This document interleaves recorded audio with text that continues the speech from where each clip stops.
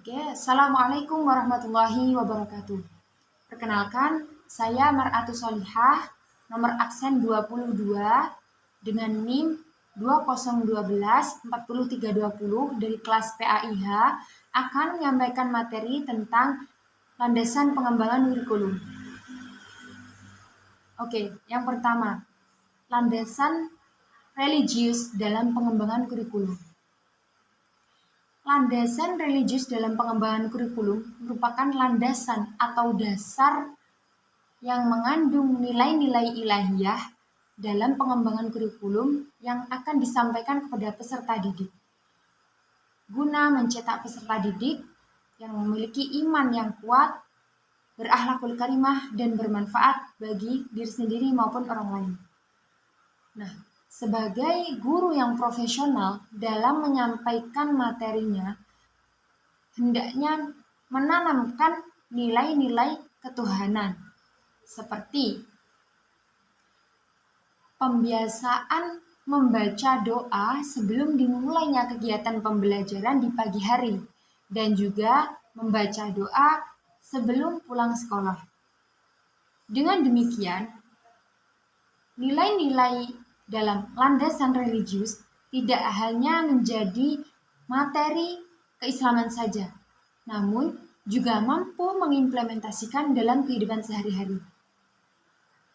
Yang kedua, landasan filosofis pengembangan kurikulum.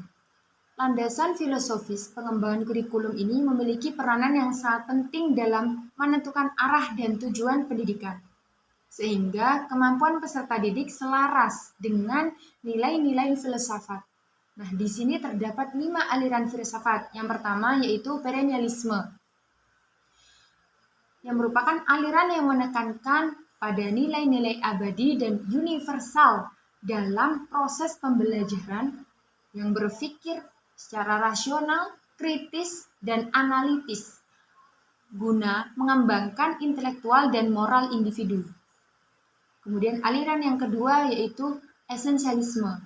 Nah, aliran ini berfokus pada budaya, sejarah, dan pengetahuan dasar yang memiliki peranan penting dalam penyelenggaraan pendidikan, karena meyakini bahwa pendidikan merupakan alat transfer pengetahuan tentang kebenaran abadi.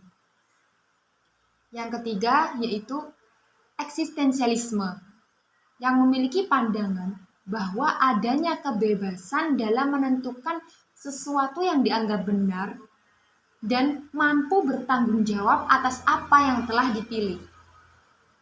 Kemudian aliran yang keempat yaitu progresivisme, yang mengandalkan pengembangan intelijensi peserta didik untuk kesejahteraan dalam kehidupannya sehari-hari. Dan yang terakhir yaitu aliran rekonstruksionisme, yang merupakan aliran yang meyakini bahwa pendidikan adalah agen perubahan dalam menghadapi permasalahan sosial. Nah, yang ketiga yaitu landasan psikologis dalam pengembangan kurikulum. Dalam landasan psikologis ini perlu adanya perhatian khusus terhadap psikologi perkembangan peserta didik dan psikologi belajar peserta didik, supaya dalam mengembangkan kurikulum adanya keselarasan antara kedua elemen tersebut, sehingga tidak mengganggu proses mental peserta didik, yang berfokus pada bagaimana input dan output pendidikan yang didapat oleh peserta didik tersebut tanpa mengabaikan perilaku kepribadian peserta didik. Karena pada dasarnya peserta didik mempunyai kemampuan daya tangkap yang berbeda-beda. Yang keempat yaitu landasan sosiologis dalam pengembangan kurikulum. Masyarakat Indonesia memiliki kebudayaan yang sangat heterogen, sehingga perlu adanya landasan sosiologis yang mengacu pada keseimbangan antara nilai sosial dan budaya dalam masyarakat, yang mana pendidikan berperan sebagai media untuk memahami mobilitas sosial dan pengaruhnya terhadap pendidikan, serta menjadikan sosiologi sebagai komponen fundamental dalam pengembangan suatu kurikulum. Yang kelima adalah landasan yuridis.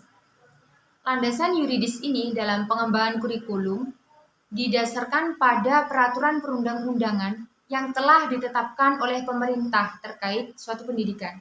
Seperti reformasi kurikulum yang terjadi di Indonesia sudah mengalami 11 kali perubahan mulai dari tahun 1947 hingga tahun 2013. Sebagaimana adanya peraturan perundang-undangan yang menjadi penentu standar dalam pelaksanaannya, diatur oleh Permendikbud. Selanjutnya, yaitu landasan IPTEK. Pada awalnya, media yang digunakan untuk proses pembelajaran masih sangat sederhana. Namun, seiring perkembangan zaman, perlu adanya pembaruan. Perkembangan teknologi menjadi penunjang dalam kelangsungan proses pembelajaran dan mengimplementasikan pengembangan kurikulum di era globalisasi yang serba canggih seperti sekarang ini, sehingga menjadikan proses pembelajaran lebih praktis, tidak memerlukan usaha yang berlebihan, dan memungkinkan pemanfaatannya tanpa terikat oleh keterbatasan ruang dan waktu. Dan yang terakhir adalah landasan organisatoris. Dalam suatu pendidikan, untuk mencapai tujuan yang diinginkan, perlu adanya pola atau bentuk sajian yang disebut dengan organisasi pendidikan. Nah, landasan ini digunakan untuk pengorganisasian kurikulum pendidikan yang akan disusun, baik berdasarkan mata pelajaran ataupun kurikulum terpadu. Juga dalam menentukan luas dan sempitnya uraian yang sesuai dengan fase-fase pertumbuhan dan perkembangan fisik psikis peserta didik berdasarkan pemikiran yang mendalam dan cukup komprehensif. Sekian materi tentang landasan pengembangan kurikulum yang dapat saya sampaikan. Apabila ada kurang lebihnya saya mohon maaf. Billahi taufik wal hidayah. Wassalamualaikum warahmatullahi wabarakatuh.